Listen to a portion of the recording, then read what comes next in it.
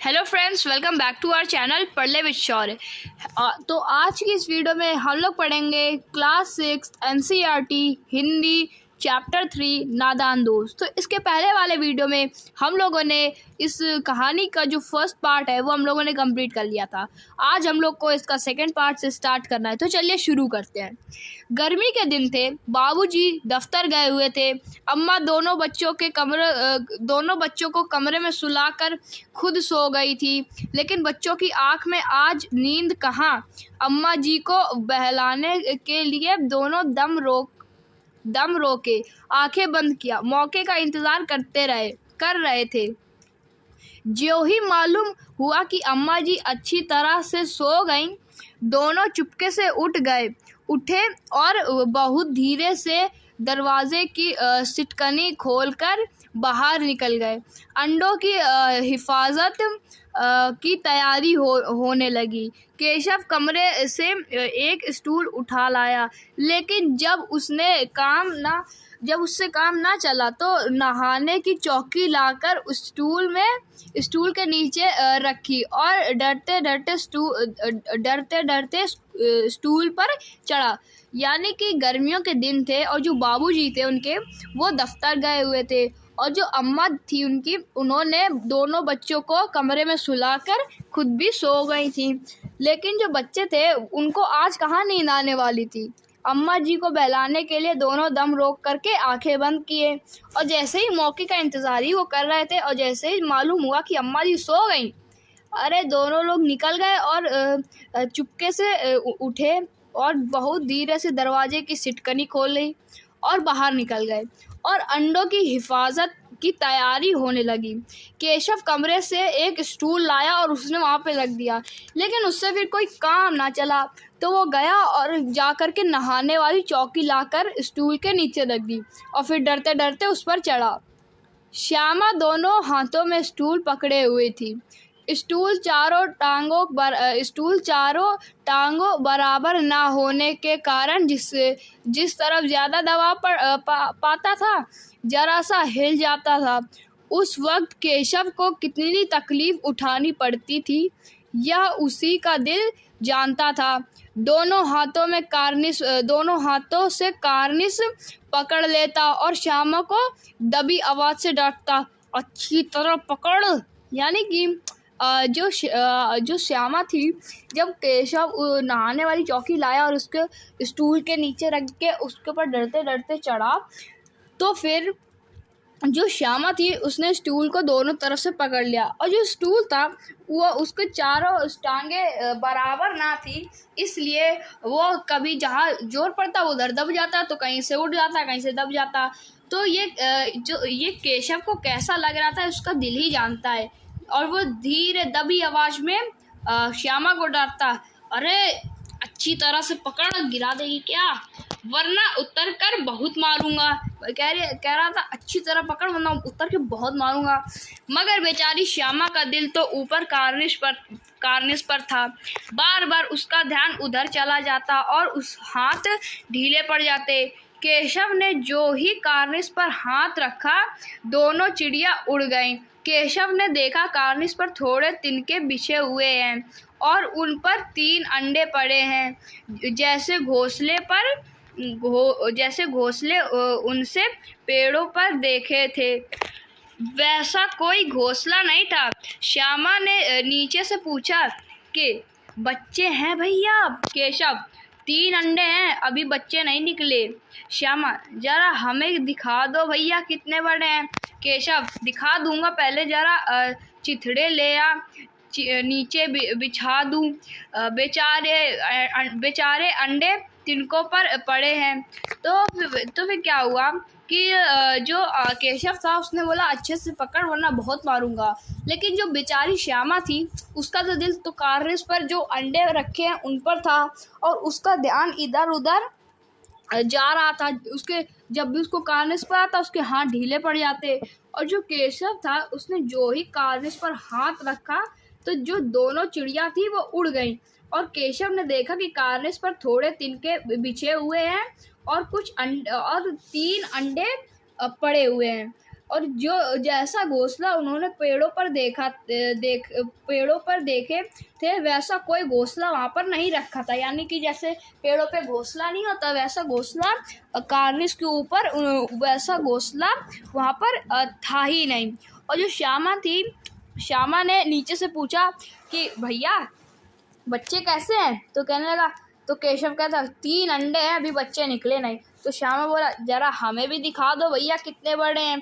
तो केशव बोला अरे दिखा दूंगा, पहले जरा चिथड़े ले आ, नीचे बिछा दूं, बेचारे जो अंडे हैं वैसे तिनकों में पड़े हुए हैं।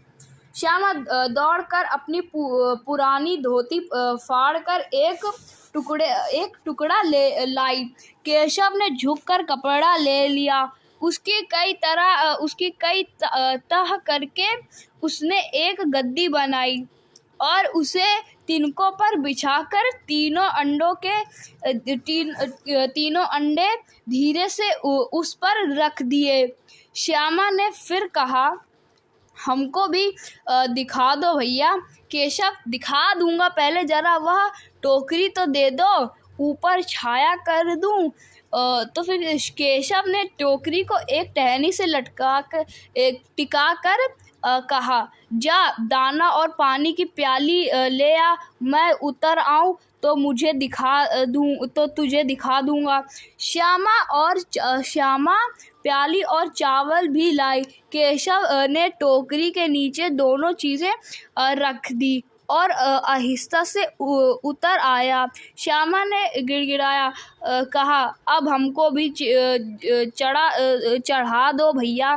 केशव तू गिर पड़ेगी। श्यामा ना गिरूंगी भैया, तुम नीचे से पकड़े रहना। केशव ना भैया, कहीं तू गिरा पड़ी तो अम्मा जी मेरी चाटनी ही कर डालेंगी, कहेगी कि तूने ही चढ़ाया था।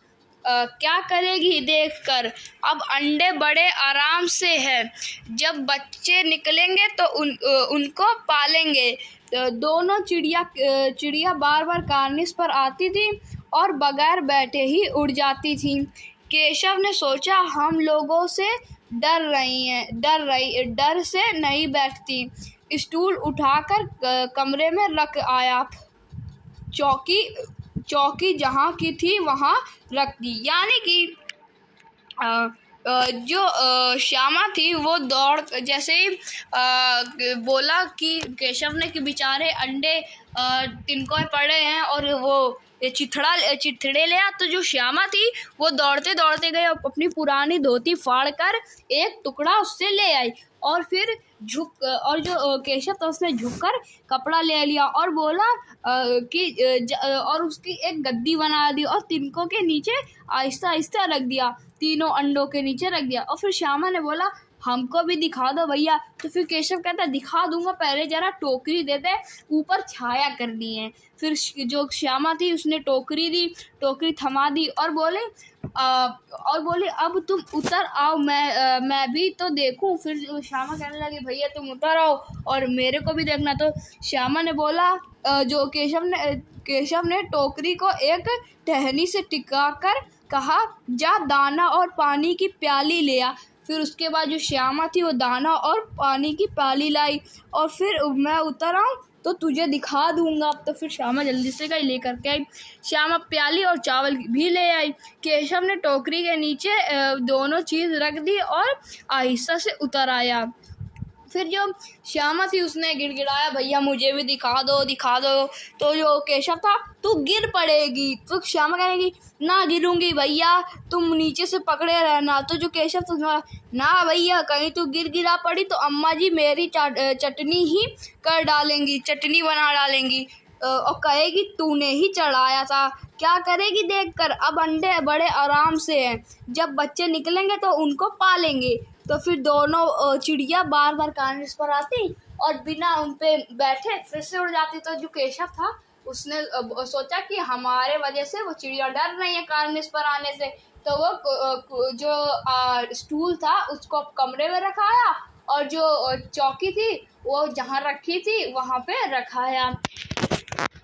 वहाँ पर रखाया। श्यामा ने आंखों में आंसू भरकर कहा, तुमने मुझे नहीं दिखाया, मैं अम्मा जी से कह दूंगी। केशव, अम्मा जी से कहेगी तो बहुत मारूंगा। कह देता हूँ। श्यामा, तो तुमने मुझे दिखाया क्यों नहीं? केशव, और गिर पड़ती तो 4 सर ना हो जाते? श्यामा, हो जाते,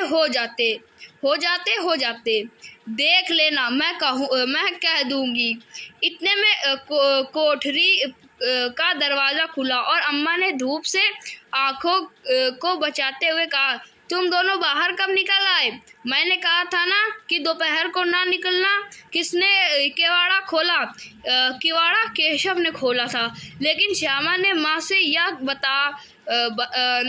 बात नहीं कही। उसे डर लगा कि भैया पिट जाएंगे। केशव दिल में काँप रहा था कि कहीं श्यामा कह ना दे, अंडे ना दिखाए दे। इससे अब उसको श्यामा पर विश्वास न था। श्यामा सिर्फ मोहब्बत के मारे चुप थी, या इस कसूर में हिस्सेदार होने की वजह में उसका फैसला नहीं किया जा सकता। शायद दोनों ही बातें थी। माँ ने दोनों को डांट कर फिर कमरे में बंद कर दिया और आप धीरे धीरे उन्हें पंख झलने लगी। अभी सिर्फ 2 बजे थे। बाहर तेज लू चल रही थी। अब दोनों बच्चों को नींद आ गई थी। यानी कि फिर जो हुआ, यानी कि जो श्यामा थी उसके आंखों में आंसू भर गए और उसने केशव से बोला, तुमने मुझे दिखाया नहीं, मैं अम्मा जी से बता दूंगी, कह दूंगी। तो केशव ने बोला, अरे अम्मा जी से कहेगी तो मैं तुझे बहुत मारूंगा, कह देता हूँ। तो श्यामा बोलने लगी, तो तुम मुझे दिखाया क्यों नहीं?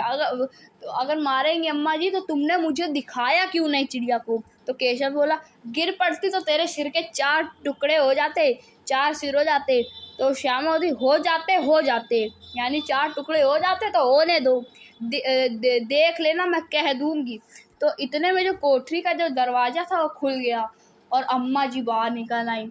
अम्मा जी ने नजरें धूप से बचाते हुए दोनों बच्चों का, क्या भाई बाहर क्या कर रहे हो, चलो अंदर। तो जैसे डांटा और बोला, गेट किसने खोला? मुझे ये बताओ, गेट खोला किसने?